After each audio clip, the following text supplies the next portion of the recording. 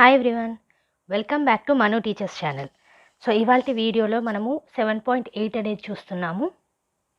So B.Ed second సెమ్లో maths పెడగాజీలో 7th unit ఇది. 7.7 వరకు లాస్ట్ క్లాస్లో కంప్లీట్ చేసుకున్నాము.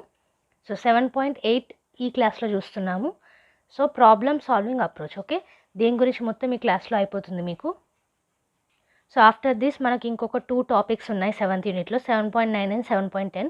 సో ఈచ్ టాపిక్ ఒక్కొక్క వీడియో అనేది చేయదలుచుకుంటున్నాము. సో 2 వీడియోస్లో మీకు 7th యూనిట్ అనేది కంప్లీట్ అయిపోతుంది. సో ఆ తర్వాత 8th యూనిట్ అనేది స్టార్ట్ అవుతుంది. సో మనకి బోనస్ వీడియోస్ అనేటివి కూడా రావచ్చు వీక్లీ. సో దానికోసం సబ్స్క్రైబ్ చేసుకొని నోటిఫికేషన్ని ప్రెస్ చేస్తే బోనస్ వీడియోస్ పెట్టినప్పుడల్లా మీకు నోటిఫికేషన్ అనేది వచ్చేస్తుంది. ఓకే, సో సబ్స్క్రైబ్ చేసుకోండి, అలాగే పక్కనే ఉన్న నోటిఫికేషన్ బెల్ని ప్రెస్ చేయండి.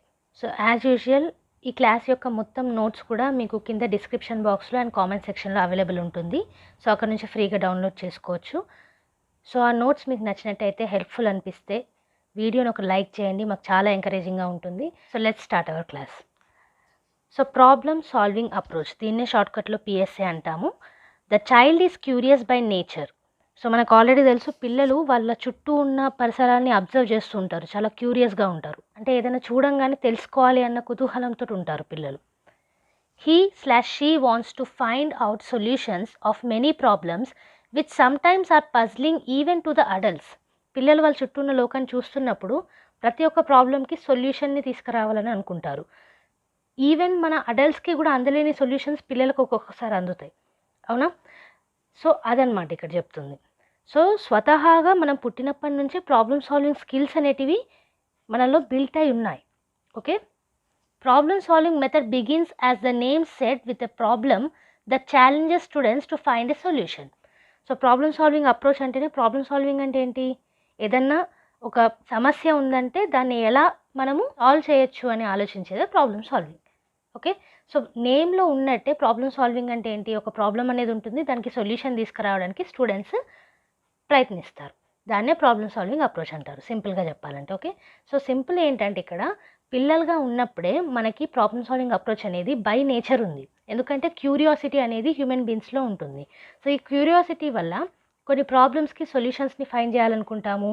ఏదన్నా ఎక్కడైనా ఏమైనా జరుగుతుందని అంటే అటు సైడ్ వెళ్ళొద్దు అంటే అటు సైడే వెళ్ళి మళ్ళీ తెలుసుకోవాలని చూస్తాం. సో దాన్నే క్యూరియాసిటీ అంటాం. సో దానివల్లనే ప్రాబ్లమ్ సాల్వింగ్ కూడా మనము నేర్చుకోవడం అవుతుంది. ఓకే, సో చిన్నప్పటి నుంచే ప్రాబ్లమ్ సాల్వింగ్ ఇన్బిల్ట్ అయి ఉంది కాబట్టి పెరిగిన తర్వాత కూడా ప్రాబ్లమ్స్కి సొల్యూషన్స్ని ఫైండ్ చేసే దాంట్లో మన బ్రెయిన్ ఈజీగా వర్క్ చేస్తుంది అనమాట. ఓకే, సో కొన్ని డెఫినేషన్స్ చూద్దాము ప్రాబ్లమ్ సాల్వింగ్కి సంబంధించి. గ్యాగ్నే అనే వ్యక్తి, problem solving is a set of events in which human beings was rules to achieve some goals. So problem solving అనేది ఒక సెట్ ఆఫ్ ఈవెంట్స్, ఓకే, జరిగే సంఘటనల యొక్క సెట్ అన్నమాట. అది కూడా హ్యూమన్ బీయింగ్స్ ఏం చేస్తారు, కొన్ని గోల్స్ని అచీవ్ చేయడానికి ప్రాబ్లమ్ సాల్వింగ్స్ని యూజ్ చేస్తారు. ఓకే, అది ఎవరు చెప్పారు? గ్యాగ్నే. ఓకే, నెక్స్ట్ ఎవరు? ఆసబెల్. ఈయన ఏం చెప్పారు? Problem solving involves concept formation and discovery learning. Problem solving అనేది కాన్సెప్ట్ని ఫామ్ చేయడానికి అండ్ అలాగే డిస్కవరీ లెర్నింగ్ అంటే ఏదైనా శోధించి దాన్ని నేర్చుకోవడం అనమాట. సో అది ప్రాబ్లమ్ సాల్వింగ్లో ఇన్వాల్వ్ అయి ఉంటుందని చెప్పేసి ఆసబెల్ గారు అన్నారు. నెక్స్ట్ ఎవరు? TM. Problem solving is planned attacks upon a difficulty or perplexity for the purpose of finding a satisfactory solution. Risk గారు మరియు TM గారు ఏం చెప్తున్నారు ఇక్కడ మనకి? ప్రాబ్లమ్ సాల్వింగ్ అనేది ఒక ప్లాన్డ్ అటాక్స్ అట. దేని మీద? డిఫికల్టీ మీద అండ్ అలాగే పర్ప్లెక్సిటీ అని అంటే ఛాలెంజెస్, పజిల్డ్ ఉన్న ప్రాబ్లమ్స్ అనమాట. వాటి మీద సొల్యూషన్ ఫైండ్ చేయడానికి, అది కూడా సాటిస్ఫాక్టరీ సొల్యూషన్ ఫైండ్ చేయడమే ప్రాబ్లమ్ సాల్వింగ్ అనేసి అంటున్నారు. ఓకే, సో ఈ డెఫినేషన్స్ అనేటివి మీరు ఎగ్జామ్లో రాస్తే కొంచెం పాయింట్స్ అనేటివి ఇంపాక్ట్గా ఉంటాయి, అందుకే ఇచ్చాము. సో డెఫినేషన్స్ అనేటివి చూసుకోండి. సో నెక్స్ట్ ఇప్పుడు మనం స్టెప్స్ ఇన్ ప్రాబ్లమ్ సాల్వింగ్ చూద్దాం. ఓకే, ఫస్ట్ స్టెప్ మనకు ఆల్రెడీ తెలుసు, identifying and defining the problem. So problem అనేది లేకపోతే మనం సొల్యూషన్ అనేది తీసుకురాము. సో ఏంటి ఆ ప్రాబ్లం అనేది ఐడెంటిఫై చేయడం అనమాట. The student should be able to identify and clearly define the problem. So ఎవరైతే ప్రాబ్లమ్కి సొల్యూషన్ తీసుకురావాలనుకుంటారో ఆ స్టూడెంట్ ప్రాబ్లమ్ని ఐడెంటిఫై చేయగలగాలి. ఓకే, అది కూడా క్లియర్గా, ఇది ప్రాబ్లం అనేసి మనకు క్లియర్గా అర్థమయ్యేలాగా ఉండాలి. Okay, this should be interesting, challenging and motivating for the students to participate in exploring. So ఆ ప్రాబ్లం ఛాలెంజింగ్ ఉండాలి, ఇంట్రెస్టింగ్ ఉండాలి అండ్ మోటివేటింగ్ ఉండాలి. అంటే మళ్ళీ వర్క్ చేసేలాగా మోటివేట్ అయి ఉండాలి ప్రాబ్లం మీద మనం. సో అలాంటి ప్రాబ్లమ్స్ని ఐడెంటిఫై చేయాలి. Okay, next one is step 2, analysing the problem. The problem should be carefully analyzed as to what is given and what to be finding out. So మీరు theorems చూసుకున్నారంటే మనకి చిన్నప్పుడు థియరమ్స్లో మనము ఆ థియరంలో ఉన్న స్టేట్మెంట్ తోటే స్టార్టింగ్ కొన్ని స్టేట్మెంట్స్ అనేటివి చేసేవాళ్ళం ప్రూఫ్లో. సో ఏది ప్రూవ్ చేయాలి, ఎలా ప్రూవ్ చేయాలి అనేసి. సో అదే అనలైజింగ్ ద ప్రాబ్లం అనమాట. ఓకే, ఒక ప్రాబ్లం ఉన్నప్పుడు అసలు ఏంటి ఆ ప్రాబ్లం, ఏది మనం ఫైండ్ చేయాలి, ఎలా ఫైండ్ చేయాలి, ఏది ఇచ్చారు, ఏది ఫైండ్ అవుట్ చేయడానికి ఉంది, ఇవన్నీ కూడా చూడాలి, అనలైజ్ చేయాలి. Okay, given facts must be identified and expressed if necessary in symbolic form. So ఇచ్చిన ఫ్యాక్ట్స్ని ఐడెంటిఫై చేయాలి అండ్ ఆల్సో ఎక్స్ప్రెస్ చేయాలి. ఒకవేళ అవసరమైతే సింబాలిక్ ఫామ్స్ని కూడా యూజ్ చేయొచ్చు. దేంట్లో ఇది అనలైజింగ్ ద ప్రాబ్లమ్ని అనలైజ్ చేసేటప్పుడు. ఓకే, సో ఫస్ట్ ఏమో ప్రాబ్లమ్ని ఐడెంటిఫై చేయాలి, తర్వాత ప్రాబ్లమ్ని డిఫైన్ చేయాలి, అది ఫస్ట్ స్టెప్. సెకండ్ స్టెప్ ఏమో ప్రాబ్లమ్ని అనలైజ్ చేయాలి. ఇప్పుడు థర్డ్ స్టెప్ చూద్దాం ప్రాబ్లమ్ సాల్వింగ్లో. సో థర్డ్ స్టెప్ మనకి formulating tentative hypothesis. This step means preparation of a list of possible reasons of the occurrence of the problem. So tentative హైపోథెసిస్ని formulate చేయడం అంటే ఊహించిన కొన్ని హైపోథెసిస్ అనమాట. ఓకే, ఇలా చేయొచ్చు, ఈ విధంగా ప్రాబ్లమ్ని సాల్వ్ చేయొచ్చు అనేసి కొన్నిటిని ఊహిస్తాం కదా, కొన్ని వేస్ని, అవి. సో ఇక్కడ ఏం జరుగుతుంది అని అంటే this step means preparation of a list. ఒక లిస్ట్ని ప్రిపేర్ చేస్తున్నాం, అది కూడా possible reasons of the occurrence of the problem. So ఆ ప్రాబ్లం ఎందుకు అకర్ అయిందనేసి కొన్ని పాసిబుల్ రీజన్స్ని లిస్ట్లో ప్రిపేర్ చేస్తాం ఫార్ములేటింగ్ టెంటేటివ్ హైపోథెసిస్ స్టెప్లో. Okay, it develops thinking and reasoning powers of the child. So మనం నెంబర్ ఆఫ్ లిస్ట్ అనేది చేస్తాం కాబట్టి పాసిబుల్ రీజన్స్కి థింకింగ్ అనేది పెరుగుతుంది పిల్లల్లో, రీజనింగ్ పవర్ అనేది పెరుగుతుంది పిల్లల్లో. Okay, the focus at this stage is on hypothesizing, searching for the tentative solution of the problem. So ఈ పేరు చూసుకుంటేనే మీకు అర్థమవుతుంది, formulating tentative hypothesis. So focus ఎక్కడుంది, ఇక్కడ హైపోథెసిస్ మీద ఉంది. ఓకే, టెంటేటివ్ సొల్యూషన్స్, ఏ సొల్యూషన్స్ అయితే వస్తాయో అనేసి కొన్ని వేస్ అనేటివి చూస్తాం చూడండి, అదే ఇక్కడ ఫోకస్ మనకి. ఓకే, నెక్స్ట్ ఫోర్త్ స్టెప్లో టెస్టింగ్ ద హైపోథెసిస్. వన్స్ మనం హైపోథెసిస్ తీసుకొచ్చిన తర్వాత వాటిని టెస్ట్ చేయడం. Okay, appropriate method should be selected to test the validity of the tentative hypothesis as a solution to the problem. So మనం తీసుకొచ్చిన ఊహించిన హైపోథెసిస్ ఏవైతే ఉన్నాయో సో వాటిని టెస్ట్ చేయాలి. ఎందుకు, వ్యాలిడిటీ కావాలి మనకి, ప్రూఫ్ అనేది కావాలి. ఊరికే ఊహించి చెప్తే కాదు కదా మ్యాథ్స్ అనేది, ప్రూఫ్ అనేది చూపించాలి. సో ఆ ప్రూఫ్ చూపించేటప్పుడు ప్రతి ఒక్క హైపోథెసిస్ని టెస్ట్ చేయాలి మనం. ఓకే, సో ఆ టెంటేటివ్ హైపోథెసిస్ని టెస్ట్ చేయడమే ఈ fourth step. Okay, it is not proved to be the solution, the students are asked to formulate alternate hypothesis and proceed. So ఒక హైపోథెసిస్ తీసుకున్న తర్వాత ఇలా మనము ఈ ప్రాబ్లమ్కి సొల్యూషన్ తీసుకురావచ్చు అని ఊహించిన తర్వాత దాన్ని ప్రూవ్ చేయాలి. అలా ప్రూవ్ చేసినప్పుడు మనం ఊహించిన హైపోథెసిస్ రాంగ్ అని తేలినప్పుడు ఇంకో హైపోథెసిస్ని తీసుకొని మళ్ళీ ఈ ఫోర్త్ స్టెప్ని రిపీట్ చేయాలి. ఏంటది, టెస్టింగ్ ద హైపోథెసిస్.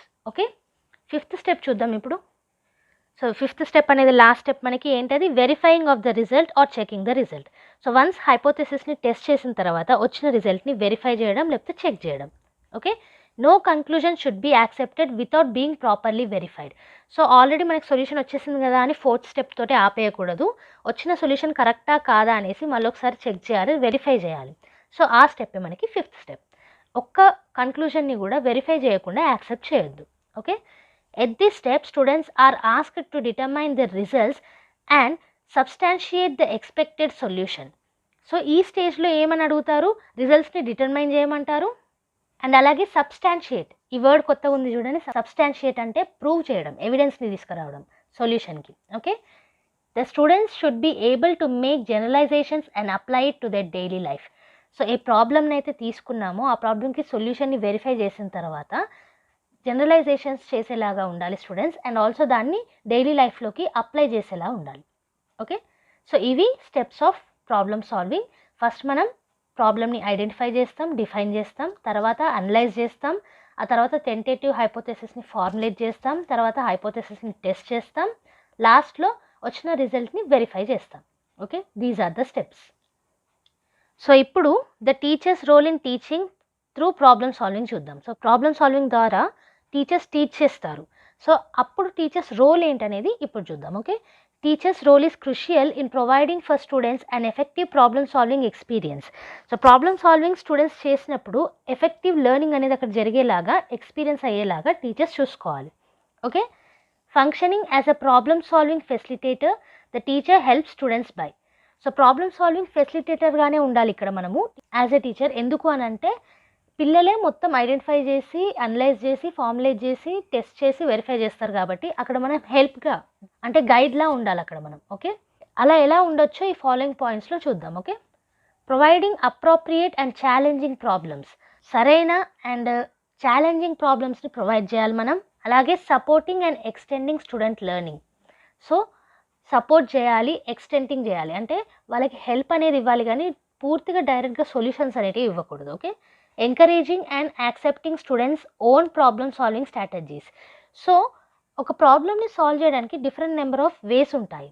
మనం చేసేలాగానే స్టూడెంట్స్ కూడా చేయాలి అని అనుకోకూడదు. స్టూడెంట్స్ చేసే వేస్ని కూడా ఒకవేళ అవి కరెక్ట్గా ఉంటే యాక్సెప్ట్ చేయాలి.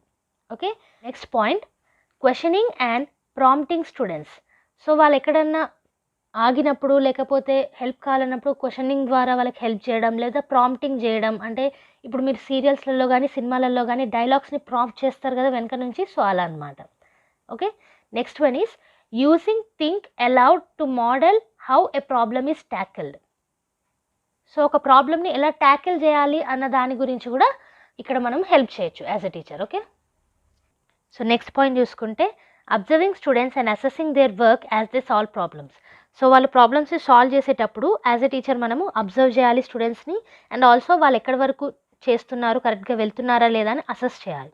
Okay, next is anticipating conceptual stumbling blocks, noticing students who encounter these blocks and helping them recognise and address their misconceptions.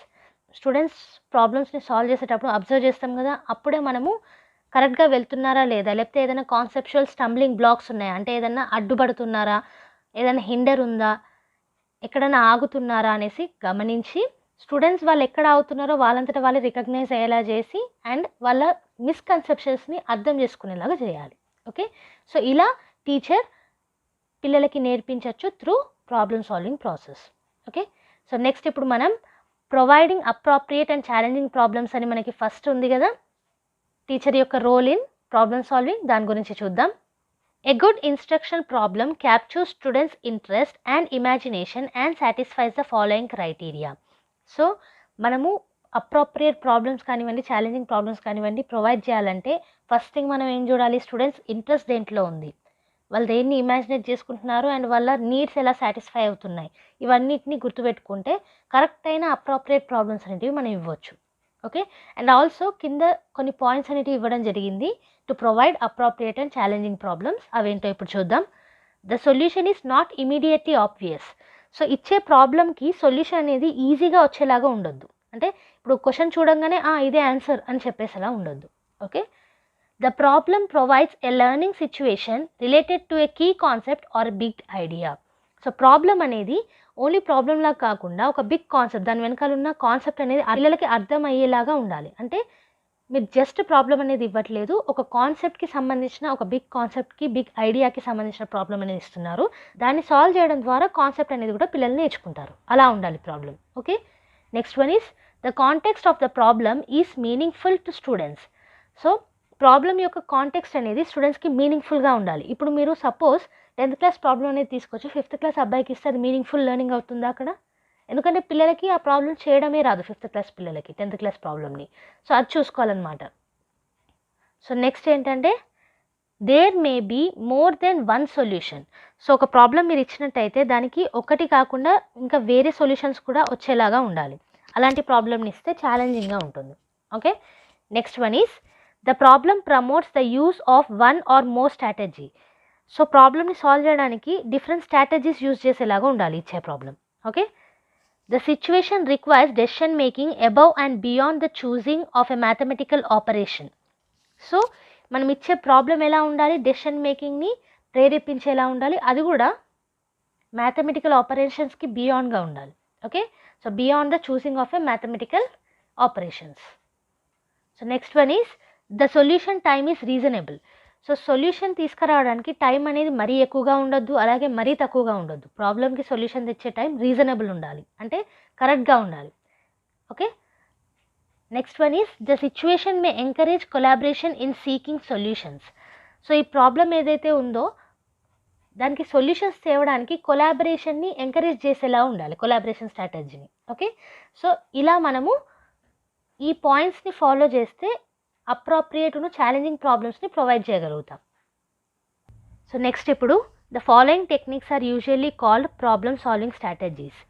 So కొన్ని స్ట్రాటజీస్ ఇవ్వడం జరిగింది ప్రాబ్లమ్ సాల్వింగ్కి సంబంధించి. డిఫరెంట్ స్ట్రాటజీస్ అనేటివి యూజ్ చేయాలన్నాం కదా ప్రాబ్లమ్ని ఇచ్చినప్పుడు. సో ఆ స్ట్రాటజీస్ కొన్ని ఇవ్వడం జరిగింది, అవి ఏంటో ఇప్పుడు చూద్దాం. Okay, first one is abstraction. Abstraction అంటే solving before applying. So before applying ఏంటంటే ముందుగా రియల్ వరల్డ్లో అప్లై చేయకముందు మోడల్గా ప్రాబ్లమ్ని సాల్వ్ చేయడం, అది abstraction strategy. Okay, next one is analogy. Using a solution that solves an analogous problem. So ఒక ప్రాబ్లం తోటి ఒక ప్రాబ్లమ్ని కంపేర్ చేసుకుంటూ మనం సాల్వ్ చేస్తాం కదా, అనాలజీ అంటాము. మనము కాంపిటేటివ్ ఎగ్జామ్స్ రాసినా సరే మీకు తెలుస్తుంది అనాలజికల్ ప్రాబ్లమ్స్ అనేటివి ఉంటాయి కాంపిటేటివ్ ఎగ్జామ్స్లలో కూడా. సో ఒకదానితో ఒకటి కంపేర్ చేసుకుంటూ సాల్వ్ చేసే పద్ధతి. Okay, next one is brain storming. Suggesting a large number of solutions and combining and developing them until an optimum solution is found.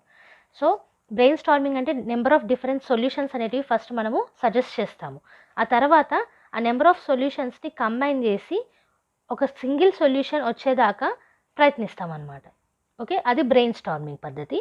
Next one is divide and conquer. Breaking down a large number complex problem into smaller solvable problems. Okay, so divide and conquer అంటే ఏం లేదు, ఉన్న పెద్ద ప్రాబ్లమ్ని చిన్న చిన్న భాగాలుగా విడదీసి వాటిని సాల్వ్ చేస్తామన్నమాట. ఓకే, అదొక పద్ధతి. Next one is hypothesis testing. Assuming a possible explanation to the problem and trying to prove it. So hypothesis అంటే ఈ ప్రాబ్లమ్కి ఈ సొల్యూషన్ ఉండొచ్చు అనేసి అజ్యూమ్ చేసుకోవడం అండ్ దాన్ని ప్రూవ్ చేయడానికి ట్రై చేయడం, ఇదొక పద్ధతి. Next one is lateral thinking. Approaching solutions indirectly and creatively. Lateral థింకింగ్లో క్రియేటివిటీ అనేది ఉంటుంది. ఓకే, సో ఒక ప్రాబ్లమ్కి సొల్యూషన్ని ఇండైరెక్ట్గా తీసుకురావడం, క్రియేటివ్గా తీసుకురావడం, ఇది లేటరల్ థింకింగ్. నెక్స్ట్ పద్ధతి means ends analysis. Choosing an action at each step to move closer to the goal. So ప్రతి ఒక్క స్టెప్లో ఏదో ఒక వేలో ప్రాబ్లమ్ని సాల్వ్ చేయడానికి, గోల్ని రీచ్ అవ్వడానికి ప్రతి ఒక్క స్టెప్లో ఏదో ఒక యాక్షన్ అనేది చూస్ చేస్తాం, అది means ends analysis. Okay, next one method of focal objects. Synthesising seemingly non matching characteristics of different objects into something new. So ఇక్కడ మెథడ్ ఆఫ్ ఫోకల్ ఆబ్జెక్ట్స్ అంటే ఏంటంటే మ్యాచ్ కాని క్యారెక్టరిస్టిక్స్ని, డిఫరెంట్ ఆబ్జెక్ట్స్ని సింథసైజ్ చేయడం, అంటే కంబైన్ చేయడం, అది కూడా ఒక కొత్త దానికి. ఓకే, ఇదొక పద్ధతి. Next one is morphological analysis. Assessing the output and interactions of an entire system. ఒక సిస్టమ్ మొత్తానికి కలిపి అసెస్ చేయడం, దేన్ని అవుట్పుట్ను ఇంటరాక్షన్స్ని. ఓకే, ప్రాబ్లంలో ఉండే అవుట్పుట్ని అంటే సొల్యూషన్ని అండ్ ఇంటరాక్షన్స్ని. Next is proof. Try to prove that the problem cannot be solved. The point where the proof fails will be the starting point of solving it. So మీకు ప్రూఫ్స్లలో మీరు చూసే ఉంటారు, థియరమ్స్ ఇచ్చినప్పుడు దాన్ని కాంట్రడిక్షన్ తీసుకుంటాము. Let us assume that this is not possible అని చెప్పేసి. So అలా అజ్యూమ్ చేసి లాస్ట్కి మనకి అది ప్రూవ్ కాదు అంటే ఆల్రెడీ థియరంలో ఉన్నదే కరెక్ట్ అన్నట్టు, ఎందుకంటే కాంట్రడిక్షన్ ప్రూవ్ కాలేదు కాబట్టి. ఓకే, సో ఇలా ప్రూఫ్ అనేది చేయొచ్చు, ఇదొక పద్ధతి. Next one is reduction. Transforming the problem into another problem for which solutions exist. So ఒక ప్రాబ్లమ్ని ఇంకో ప్రాబ్లం లాగా ట్రాన్స్ఫార్మ్ చేస్తారు, ఎందుకు అని అంటే ఆ ఇంకో ప్రాబ్లమ్కి సొల్యూషన్ అనేది ఉంటుంది. ఇది మీరు మ్యాథ్స్లో మీరు గమనించినట్లయితే కొన్ని ప్రాబ్లమ్స్ ఇలా కూడా చేస్తాం మనం. మనకి ఒక ప్రాబ్లం ఇవ్వడం జరుగుతుంది, ఆ ప్రాబ్లం మనకి ఇంకొక ప్రాబ్లమ్ని సిమిలారిటీస్ కనిపిస్తూ ఉంటాయి. Then will shift this problem to that problem and bring the solution. So అది రిడక్షన్ పద్ధతి. Okay, next is research. Employing existing ideas or adapting existing solutions to similar problems. So similar problems అనేవి ఉంటాయి కదా, ఒక్కొక్కసారి సిమిలర్గా కనిపించినప్పుడు ఒక ప్రాబ్లమ్ని ఇంకో ప్రాబ్లంలో చేంజ్ చేస్తాం. ఒక్కోసారి సిమిలారిటీస్ ఎక్కువగా ఉన్నప్పుడు ఏం చేస్తాము, అప్లై చేస్తాం ఆల్రెడీ ఉన్న ప్రాబ్లమ్ని ఇంకో ప్రాబ్లమ్కి. Okay, next is root cause analysis. Identifying the cause of the problem. So root cause అంటేనే ప్రాబ్లం ఇచ్చినప్పుడు అసలు ప్రాబ్లమ్కి కారణం ఏంటి అనేసి అలా తీసుకురావడం అనమాట సొల్యూషన్ని. Okay, next is trial and error. ఇది కూడా చాలామందికి తెలిసే ఉంటుంది. Testing possible solutions until the right one is found. So ఒక ట్రయల్ వేస్తాం, అది కరెక్ట్ అయితే ఆన్సర్ ఓకే, లేదు అని అంటే ఎర్రర్, మళ్ళీ ఇంకో ట్రయల్, అలా అనమాట. This is trial and error పద్ధతి. ఓకే, ఇవి కొన్ని స్ట్రాటజీస్ ఆఫ్ ప్రాబ్లమ్ సాల్వింగ్. ఇవన్నీ కూడా మనకి పిల్లలకి హెల్ప్ చేయడానికి ప్రాబ్లమ్ సాల్వింగ్లో హెల్ప్ అవుతాయి. నెక్స్ట్ ఇప్పుడు మనం పోలియాస్ ప్రాబ్లమ్ సాల్వింగ్ టెక్నిక్స్ గురించి చూద్దాం. In 1945 George Polya published the book how to solve it, which quickly became his most prized publication. So 1945లో జార్జ్ పోలియా అనే వ్యక్తి ఒక బుక్ని పబ్లిష్ చేశారు. పేరేంటి? How to solve it. Okay, ఈ హౌ టు సాల్వ్ ఇట్ అనేది మోస్ట్ ప్రైజ్డ్ పబ్లికేషన్స్ అయింది. It sold over 1 million copies and has been translated into 17 languages. So 1 million copies sold అయిపోయాయి హౌ టు సాల్వ్ ఇట్ అనే book. And also 17 లాంగ్వేజెస్లో ఈ బుక్ని translate చేశారు. Okay, ఏం book అది? హౌ టు సాల్వ్ ఇట్ అనే బుక్. 1945లో జార్జ్ పోలియా అనే వ్యక్తి ఈ బుక్ని పబ్లిష్ చేశారు. In this book he identifies 4 basic principles of problem solving. So how to solve it అనే బుక్లో 4 బేసిక్ ప్రిన్సిపల్స్ అనేటివి ఐడెంటిఫై చేశారు జార్జ్ పోలియా. ఓకే, అవేంటో ఒక్కొక్కటిగా చూద్దాం ఇప్పుడు. పోలియాస్ ఫస్ట్ ప్రిన్సిపల్. సో 4 ప్రిన్సిపల్స్ ఉన్నాయి కదా, అందులో ఫస్ట్ ప్రిన్సిపల్ అండర్స్టాండ్ ద ప్రాబ్లమ్ని అర్థం చేసుకోవడం. Okay, Polya thought teachers to ask students questions such as. So ప్రాబ్లమ్ని అర్థం చేసుకున్నారా లేదా, ఎలా అర్థం చేసుకున్నారన్న దానికోసం టీచర్స్కి కొన్ని క్వశ్చన్స్ అడిగే అవకాశం ఇచ్చారు పోలియా. సో ఏంటవి? Do you understand all words use in stating the problem. So problem మీరు ఇచ్చినప్పుడు ఆ ప్రాబ్లంలో ఉన్న అన్ని వర్డ్స్ని మీరు అర్థం చేసుకుంటున్నారా లేదా అనేసి స్టూడెంట్స్ని అడగాలి. Okay, what are you asked to find or show. So problem ఇచ్చినప్పుడు ఇది కూడా అడగాలి. ఏమని? ఏమి ఇచ్చారు ఫైండ్ చేయడానికి అని మీకు అనిపిస్తుంది అనేసి స్టూడెంట్స్ని అడగాలి. Okay, next question is can you restate the problem in your own words. మీ ఓన్ వర్డ్స్లో ఇచ్చిన ప్రాబ్లమ్ని మీరు చెప్పగలరా అనేసి అడగాలి. ఇంకో క్వశ్చన్ ఏంటి? Can you think of a picture or diagram that might help you understand the problem. So ఆ ప్రాబ్లం ఇచ్చినప్పుడు ఏదైనా పిక్చర్ కానివ్వండి, డయాగ్రామ్ని కానివ్వండి మీరు ఊహించుకోగలుగుతున్నారా, సో దట్ ప్రాబ్లం మీకు ఎక్కువగా అర్థమవుతుంది అనేసి అడగాలి. Next one is there enough information to enable you to find a solution. So ప్రాబ్లంలో కరెక్ట్గా ఎనఫ్ ఇన్ఫర్మేషన్ ఉందా మీకు సొల్యూషన్ని తీసుకురావడానికి అనేసి అడగాలి. ఇది ఫస్ట్ ప్రిన్సిపల్ ఆఫ్ పోలియాస్. టీచర్ ఈ క్వశ్చన్స్ అన్నిటిని కూడా ఆఫ్టర్ గివింగ్ ద ప్రాబ్లమ్ అడగాలి, to know whether students understand the problem or not. స్టూడెంట్స్కి ప్రాబ్లం అర్థమైందా లేదా అని తెలుసుకోవడానికి. ఓకే, సెకండ్ ప్రిన్సిపల్ ఏంటో ఇప్పుడు చూద్దాం. సో సెకండ్ ప్రిన్సిపల్లో మనకి డివైజ్ ఏ ప్లాన్. సో ప్లాన్ని తీసుకురావడం అనమాట. A partial list of strategies is included. So ఈ డివైజ్ ఏ ప్లాన్ సెకండ్ ప్రిన్సిపల్లో ఈ పార్షియల్ లిస్ట్ అనేది కొంచెం ఒక చిన్నపాటి లిస్ట్ అనేది స్ట్రాటజీస్కి సంబంధించి ఇంక్లూడ్ అయి ఉన్నాయి. అవేంటో ఇప్పుడు చూద్దాం. Guess and check. సో ఊహించాలి అండ్ అలాగే చెక్ చేయాలి, ఇదొక పద్ధతి. Make an orderly list. ఒక లిస్ట్ అనేది తయారు చేసుకోవాలి. అండ్ అలాగే ఎలిమినేట్ పాసిబిలిటీస్ ఏవైతే ఉన్నాయో వాటిని ఎలిమినేట్ చేయాలి. యూస్ సిమెట్రీ అంటే సేమ్గా ఉండేలాగా. అండ్ అలాగే కన్సిడర్ స్పెషల్ కేసెస్, ఏమైనా స్పెషల్ కేసెస్ ఉన్నాయా అనేసి చూడాలి.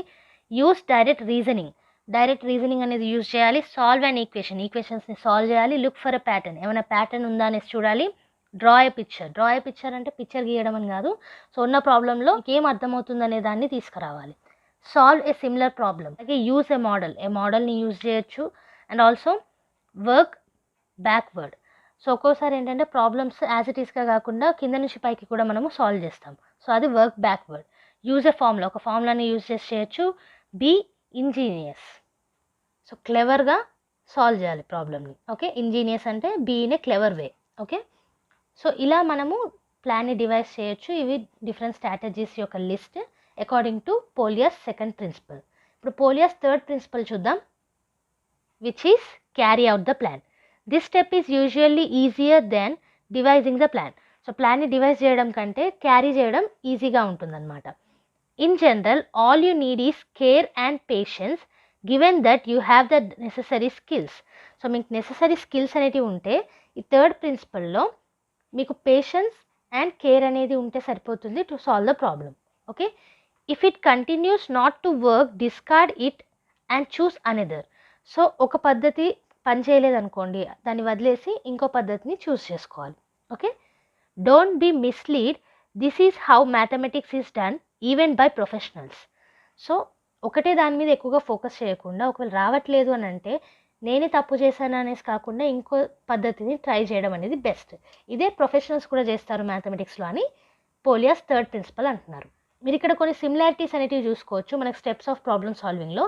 అకార్డింగ్ టు మన steps of problem solving, first ప్రాబ్లమ్ని ఐడెంటిఫై చేస్తాం, డిఫైన్ చేస్తాం, దెన్ అనలైజ్ చేస్తాం, దెన్ టెంటేటివ్ హైపోథెసిస్ని ఫార్ములేట్ చేస్తాం, ఆ హైపోథెసిస్ని టెస్ట్ చేస్తాం, లాస్ట్కి వెరిఫై చేస్తాం. ఇక్కడ కూడా ఈ ఉన్న 4 ప్రిన్సిపల్స్లో దాదాపుగా అలాగే సిమిలర్గా కనిపిస్తున్నాయి, కానీ కొన్ని డిఫరెంట్ స్ట్రాటజీస్ని యూజ్ చేసి. Okay, and the last principle which is the 4th principle of Polya's, look back. Okay, ఏం చేసామనేది మళ్ళీ ఒకసారి చూసుకోవడం. Polya mentions that much can be gained by taking the time to reflect and look back at what you have done, what worked, what didn't. So Polya ఏమంటున్నారు, కొంచెం time అనేది మనం తీసుకోవాల్సి ఉంటుంది ఫర్ లుకింగ్ బ్యాక్. ఏం చేసాము, ఎలా work అయింది, ఏది వర్క్ కాలేదు, ఇవన్నిటి కోసం. Okay, examine the solution obtained. So మీకు వచ్చిన సొల్యూషన్ని ఇలా ఎగ్జామిన్ చేయొచ్చు అనేసి పోలియా అంటున్నారు. ఏంటది, can you check the result, can you check the argument.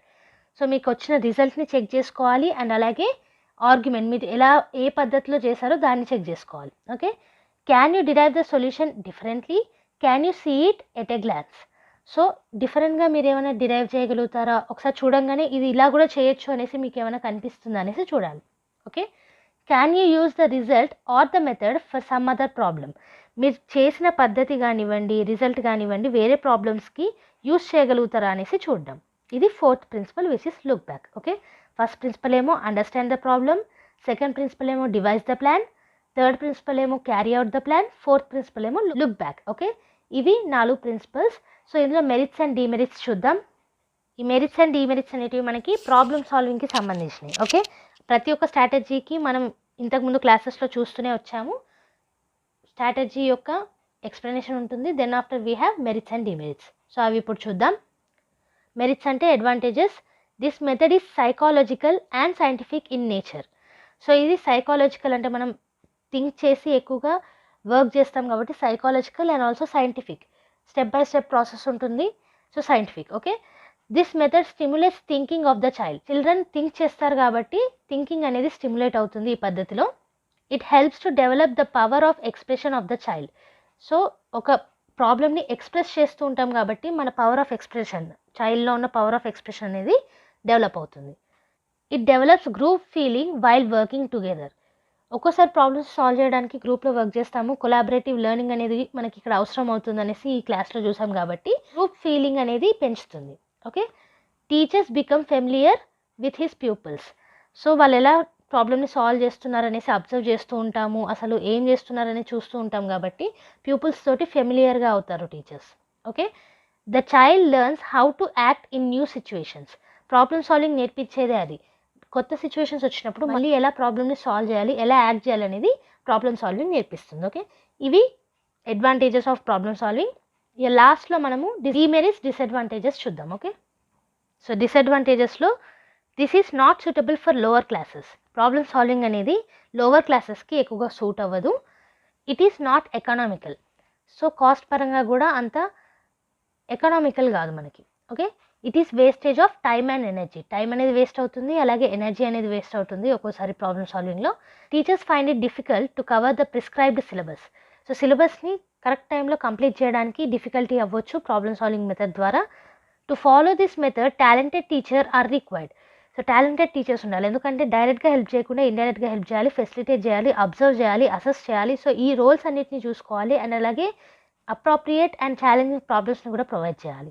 So కొంచెం టాలెంటెడ్ టీచర్స్ అయితేనే ప్రాబ్లమ్ సాల్వింగ్ మెథడ్కి కరెక్ట్గా ఉంటుంది. లేదు అని అంటే మనకి హిండర్ అనేది అవ్వచ్చు, అడ్డంకులు అనేది రావచ్చు. Okay, there is always doubt of drawing wrong conclusions. So problem సాల్వింగ్లో రాంగ్ కన్క్లూషన్స్ వచ్చాయేమో అనేసి ఒక డౌట్ అనేది మాత్రం బ్యాక్ ఆఫ్ ద హెడ్ ఉంటూనే ఉంటుంది కాబట్టి these are the disadvantages. Okay, so ఇది ఇవాల్టి క్లాస్. ఇవాల్టి క్లాస్లో 7.8 అనేది కంప్లీట్ అయింది. Problem solving approach which is PSA. Problem solving approach ఏంటో చూసాము, స్టెప్స్ చూసాము, టీచర్ రోల్ ఏంటో చూసాము, అండ్ అలాగే పోలియాస్ యొక్క ప్రిన్సిపల్స్, 4 ప్రిన్సిపల్స్ ఏంటి అనేది చూసాము, and also strategies of problem solving కూడా చూసాము. ఓకే, సో ఇవాల్టి క్లాస్ మనకి మొత్తం నోట్స్ అనేది PDF ఫార్మాట్లో కింద డిస్క్రిప్షన్ బాక్స్లో అండ్ కామెంట్ సెక్షన్లో ఉంటుంది, అక్కడ నుంచి ఫ్రీగా డౌన్లోడ్ చేసుకోండి. అండ్ అలాగే ఈ వీడియోని లైక్ చేయండి, షేర్ చేయండి B.Ed ఫ్రెండ్స్ తోటి, అండ్ ఆల్సో ఛానల్ని రికమెండ్ చేయండి. కొత్తగా ఛానల్కి వచ్చిన వాళ్ళు సబ్స్క్రైబ్ చేసుకుని పక్కనే ఉన్న బెల్ ఐకాన్ ప్రెస్ చేయండి. మనకి every Tuesday and Friday regular videos అనేటివి అప్లోడ్ అవుతాయి ఛానల్లో. బోనస్ వీడియోస్ అనేటివి ఎప్పుడన్నా రావచ్చు. వీక్లీ 2 వీడియోస్ అయితే కంపల్సరీగా మీకు కన్సిస్టెంట్గా అప్లోడ్ అవుతూనే ఉంటాయి. సో వాటి కోసం and also bonus videos notifications రావడం కోసం సబ్స్క్రైబ్ చేసుకుని నోటిఫికేషన్ బెల్ని ప్రెస్ చేయండి.